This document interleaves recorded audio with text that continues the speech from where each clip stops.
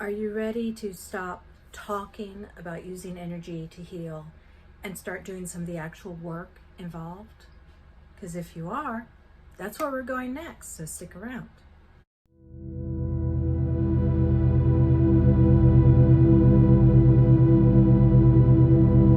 Hi, I'm Marna, and thank you for joining me.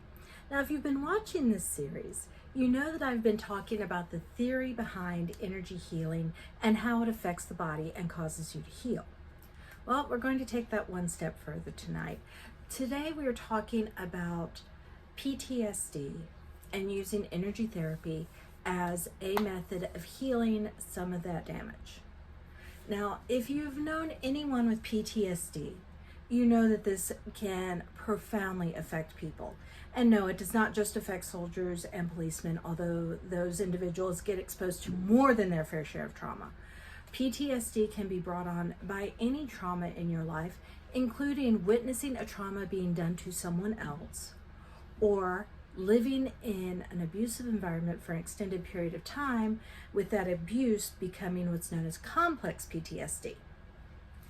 So the basic tenet is PTSD, post-traumatic stress disorder, comes about when you have been exposed to a trauma that has affected you on such a deep, intimate level that you are finding yourself incapable of going through with some normal life activities. And, this could be a one-time event. This could have been an ongoing series of events. It could be, something as seemingly unaffecting as having a surgery done or a severe breakup. So this can show up in your life for a number of reasons. Don't ever discount anyone saying that they have PTSD, because the trauma that we all experience is based on our own personal relative levels of trauma, not on some greater scale of what is traumatic and what is not. So, when you are dealing with PTSD or other psychological traumas, these can cause a wide range of physical symptoms. You could be dealing with insomnia or nightmares. You could be feeling a sense of fatigue all the time. You could be in a state of hyper-awareness where you get startled easily and you overreact to it. You have difficulty in concentrating. You could be having panic attacks with racing heartbeats, or being in a sense of always feeling on edge. And of course, if you're always feeling on edge, your muscles are always tight, which means that they're aching and pains, and the tension gets to you and causes headaches. So it's just a cascading syndrome that is built up on your body being in a heightened stress level. So let's talk about how we fix this through energy work. Now, the first thing we have to do is figure out the source of this anxiety. I know no one wants to go in depth and delve into the source of the pain. We just want it to go away, right? Well, without knowing what the source of it is, you can't fix it. So the first thing that I would recommend that you do is sit down with a sheet of paper and a pencil. Do not do this on a computer. You need to handwrite it. And at the top of that sheet of paper, write out, where does this anxiety or stress come from? You see, by handwriting this, you are asking this question of your subconscious mind, not just your ego. And then start writing the answer. I mean, there's the obvious events that you already know. I feel stressed because, and start writing. But the more you write, the longer you keep writing, the more your subconscious is going to be feeding into that answer. So when you go back and look it over later, you will see things you didn't even realize were there. You may be looking over it and go, oh, I'd forgotten about the bully in 3rd grade that pushed me down and showed the entire playground what my panties looked like. Oh, I had forgotten about the cousin who made fun of me at family Christmas and everyone laughed at me until I wet my pants. There are things that will come up, whether you realize it or not, that are being components in this persistent stress state. As you're pulling these things up, then that tells you what it is that you need to work on. Now let's say you are in a persistent stress state because you are the victim of a violent crime. You were mugged walking down the street. You have since been hyper aware, you're jumpy, you're edgy, you are constantly looking into the dark corners because you expect that mugger to jump out at you again. And you're not going to get taken by surprise this time.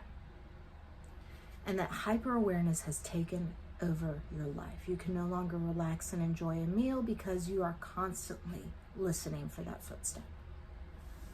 So you sit down, you ask yourself where it comes from, and you write down exactly what happened in that event, exactly what it was that so traumatized you. Was it the feeling of helplessness? Was it the feeling that you should have been aware that this was going to happen? Was it the anger at yourself for not being prepared for it? Or was it a fear of it happening again? Figure out what your source of stress is. Now this is where it's going to get really intense. You need to go into a meditative state. Now, I will post a video probably tomorrow that will be a meditation exercise specifically for getting into a state where you're contacting your inner self. In fact, I'll go ahead and remind myself to link it up here. When you're in this meditative state, the exercise you're going to do is you're going to talk to yourself at the point of the trauma. So you're going to imagine that you are watching yourself get mugged. You are seeing the person walking up behind you and seeing that you did not respond to it. And from that external point of awareness, you can call out a warning to your other self. Now, this sounds like it might be just a pointless exercise in imagination. What you're really doing is you're rewriting the past. You're changing the meaning of that event to your subconscious mind. Your subconscious mind only exists in the present moment, which means every time you have replayed this event as part of your stress response, you have been re-traumatizing your subconscious mind, because to your subconscious mind, it is happening again and again and again. And it is time for you to change what happened. So when you go into that replay and it's about to happen again, change it. Call out to yourself. Jump the mugger. Put him in a headlock and toss him away. Pull out a gun and shoot him if that makes you feel better. Find a way to stop the event in your memory.